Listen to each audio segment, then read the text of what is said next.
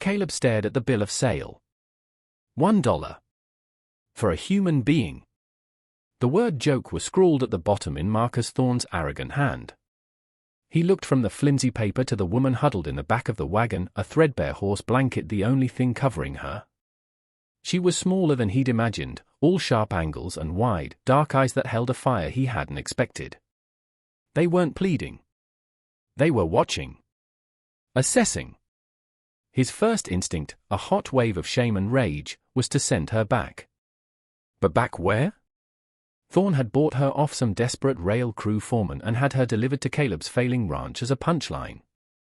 A final, cruel jab at the man who'd lost everything his father had built. The sky had turned the color of old bruises, mirroring the ache in his soul. He was a man drowning, and Thorne had just thrown him an anchor. He clenched his jaw, the sound a dry crack in the heavy silence. What was he supposed to do? Let her perish out here? The thought was a bitter pill. He was broken, but he wasn't that. He stalked to the wagon, his boots heavy in the dust. He wouldn't look at her face. He couldn't. He just pointed a stiff finger toward the dilapidated bunkhouse. There, he growled, the single word a dismissal. You can stay there. He turned his back before he could see her reaction, striding toward his own lonely house, the piece of paper crumpling in his fist. The joke wasn't funny. It was a weight, another failure to add to the long, sorry list that was his life now. He didn't want a person, he wanted a miracle. And all he got was Thorne's cast-off cruelty. She didn't stay in the bunkhouse. The next morning, Caleb saw her emerging from the old barn, dressed in a pair of his late father's work trousers, cinched at the waist with a piece of rope, and a patched shirt that swallowed her small frame.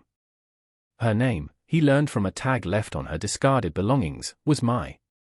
She didn't speak a word of English, and he knew nothing of her language. Their world was reduced to gestures and the vast, oppressive silence of the plains. For days, he ignored her, a ghost at the edge of his vision. He expected tears, or pleas, or for her to simply give up and wander away. She did none of those things. Instead, she began to work. She started with the chicken coop, which had been falling apart for a year. With a focus that unnerved him, she found old nails he'd left to rust, straightened them one by one on a flat stone, and began reinforcing the rotted boards. He watched from the porch, a cup of lukewarm coffee growing cold in his hands. He saw the way she moved, with an economy of motion, her chin high, her shoulders back despite the oversized clothes. There was a defiance in her labor, a quiet refusal to be the punchline to Thorne's joke. One of his few remaining ranch hands, a cynical man named Roy, snickered. Looks like your dollar is earning its keep. Caleb's response was a low growl that silenced him instantly. He didn't understand what he was feeling. It wasn't pity. It was something closer to grudging awe. She wasn't waiting for him to save her. She was saving herself, one straightened nail at a time. The garden was her next conquest. It was a barren patch of earth behind the main house, choked with weeds and baked hard by the relentless sun.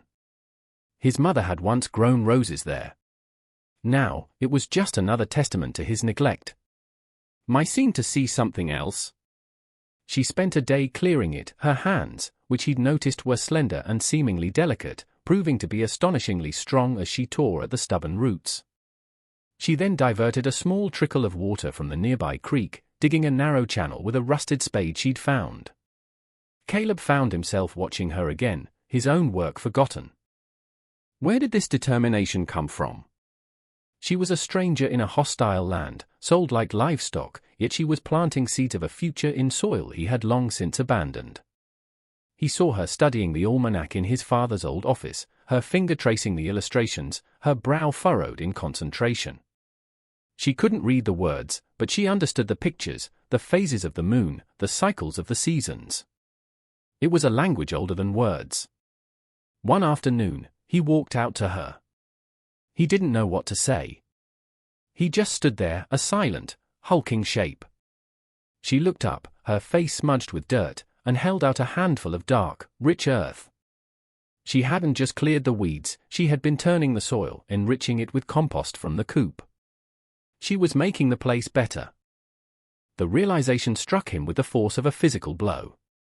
While he was managing a slow decay, she was cultivating life. The first snow came early, a bitter wind that howled like a predator. Supplies were dangerously low, and the cattle were gaunt. It was the moment Thorn had been waiting for. Under the cover of a moonless, swirling night, his men came. Caleb heard the telltale lowing of distressed cattle and grabbed his rifle, a grim resignation settling in his gut. This was it. The final act. He would go down fighting for the scraps of his father's legacy. As he burst from the house, he saw Mai silhouetted against the barn door. She held 2 lanterns. He thought she was frozen in fear, but then she moved with purpose. She didn't run toward the fight. She ran the other way, toward the far end of the pasture, one lantern held high, the other swinging low. He didn't understand. Then he saw her plan. She wasn't confronting Thorn's men, she was outmaneuvering them. Using the lanterns and a series of sharp cries, she spooked the herd, sending them stampeding not toward Thorn's waiting hands, but deeper into Caleb's own property, into a narrow, defensible canyon he rarely used. The rustlers, caught off guard by the sudden chaos from an unexpected direction, were thrown into disarray. They fired a few useless shots into the dark and retreated, their plan ruined. Caleb stood, rifle lowered, the wind whipping at his coat. He had been ready to meet violence with violence. She had met it with intelligence. He looked across the snowy expanse at the small figure with the lantern, a single point of light in the overwhelming dark. She hadn't just saved his cattle. She had saved him from his own self-destructive pride. The victory came at a cost. The brutal night in the cold, soaked to the bone, left Mai with a fever that raged for days. Caleb found her collapsed in the barn, her skin burning. He carried her into the main house, laying her in his own bed, the first time she had ever crossed its threshold. For 3 days, he was her reluctant nurse. He bathed her forehead with cool water and forced broth between her chapped lips. The house was silent save for her shallow breaths and the crackle of the fire. In her delirium, she spoke in her own language, words that were soft and flowing, so different from the harsh, guttural sounds of his own world. During the long, quiet hours, he found himself truly seeing her for the first time. He noticed a small, pale scar above her eyebrow, the determined set of her jaw even in sickness. Tucked into her pocket, he found a small, intricately carved wooden bird, its surface worn smooth from countless touches. It was a tangible piece of a life he couldn't imagine. A profound guilt washed over him, cold and sharp. He remembered the horse blanket, the single, dismissive word, the days he had treated her as less than human. He sat in the chair by the bed, the firelight casting long shadows on the walls, and a quiet, hoarse apology escaped his lips. "I'm sorry," he whispered into the still room. He knew she couldn't hear him, but he had to say it. He was apologizing not just to her, but to the man his father had wanted him to be. When the fever broke, it was as if spring had come to the small, dark room. One morning, Mai's eyes were clear again. She was weak, but the fire was back. As she recovered, a new dynamic formed between them.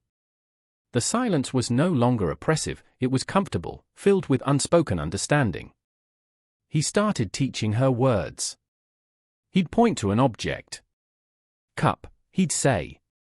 "Cup," she would repeat, her pronunciation careful. Her first English word, learned before her illness, became their mantra.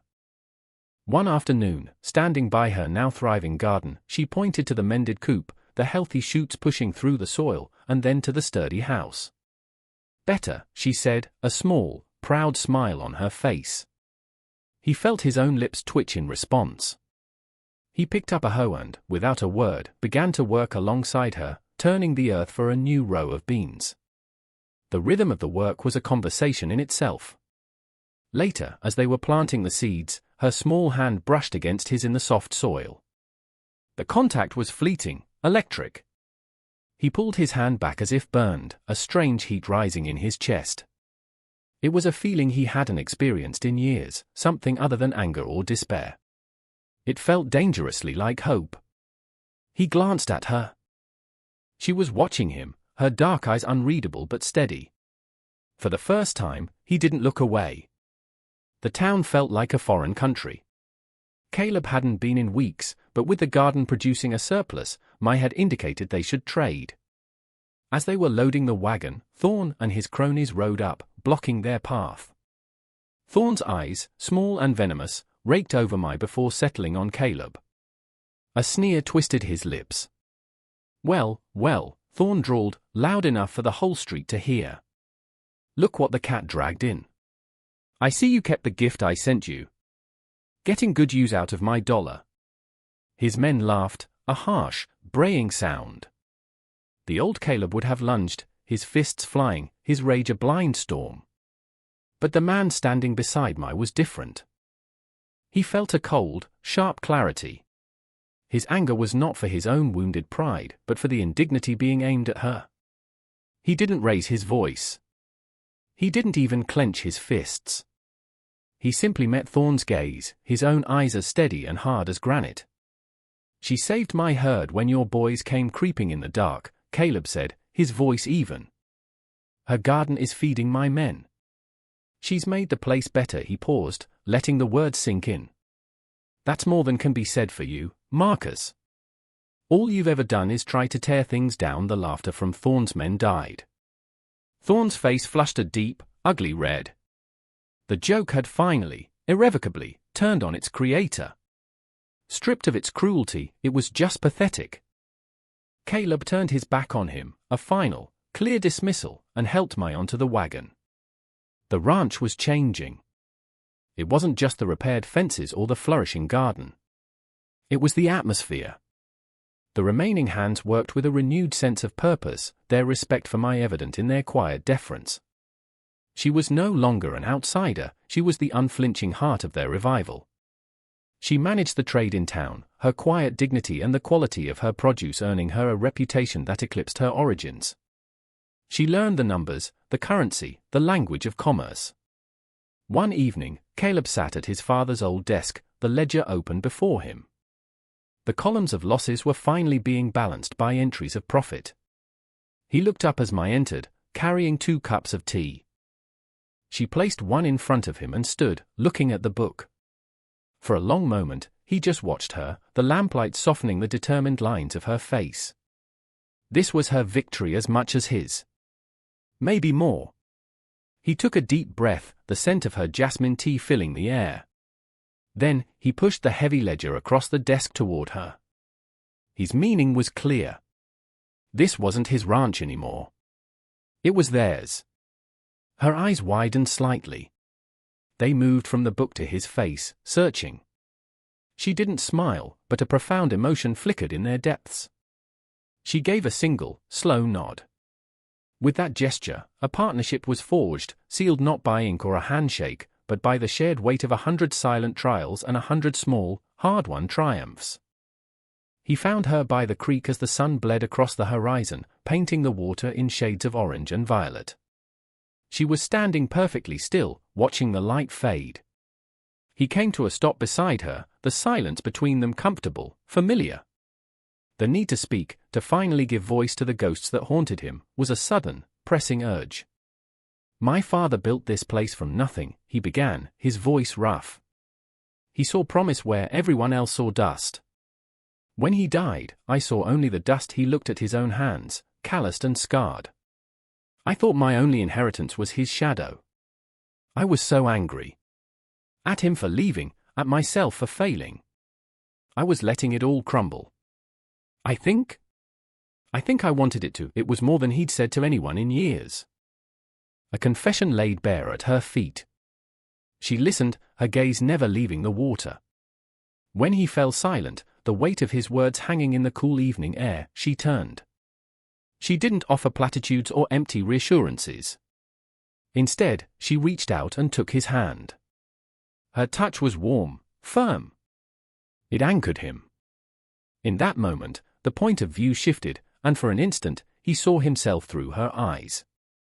Not the angry, broken man who had thrown a blanket at her, but the man who had carried her from the barn, who had kept vigil by her bed, who had learned to say her name with respect. She saw the resilience he thought he'd lost. She saw the good man buried under the dust. A year later, the ranch was unrecognizable. The house, once a monument to decay, now had a freshly painted porch and windows that glowed like beacons in the twilight. The fields were healthy, the herd was growing, and the laughter of the ranch hands could sometimes be heard over the plains. Caleb and I stood on that porch, a familiar ritual, watching the last light of day settle over the land they had resurrected together. The air was cool and smelled of damp earth and possibility. They were partners in every sense of the word, their movements and thoughts often seeming to flow from a single, shared source. He had taught her to read and write English, she had taught him about patience, about the quiet strength of things that grow. He broke the comfortable silence, his voice low. What now? It was a simple question, but it held the weight of their entire future. She didn't look at him. Her gaze was fixed on the far horizon, on the endless stretch of land and sky that was once a prison but was now a promise. A small smile touched her lips. She turned to him, her eyes reflecting the deep twilight. Her English was clear, imbued with the same quiet determination she had shown from the very first day. "Make it better," she said. He looked at her, truly looked at her, and a slow, genuine smile spread across his face, erasing the last of the shadows. He nodded. It wasn't a question anymore. It was a vow.